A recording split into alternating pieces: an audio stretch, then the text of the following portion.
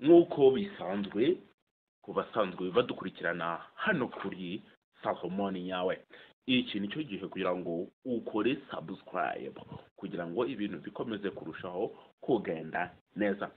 Je murabizi nk'ibisanzwe nza nk'ukubita fire, nk'ukubita location ya fresh, ubundi ukagenda ukireba filime yawe utuje ku munsi nk'uyo.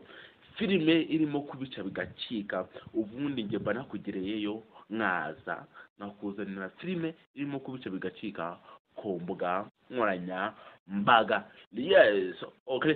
Niba nawe ari bwo bwa mbere udukurikiye kanda subscribe kugira ngo ibintu bikomeze kurushaho kugenda neza.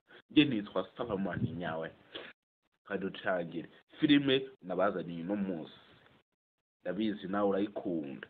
Ninge ni filime mba nagiye nkitegereza neza, nkayireba yose, nkayirangiza kugira ngo nze nkuzaniye filime ikubita y'umuriro iri kubica bigacika. Iyo filime nayo yitwa Beast of Wars. Beast of Wars, okay. Iyo filime ndabizi urayikunda, genda uyirebe ku mbuga nkoranyambaga kugira ngo ibintu bikomeze kurushaho kugenda neza. Nimba ari bwo bwa mbere kora subscribe ntiwibagirwe. Nge ndi Salomon yawe.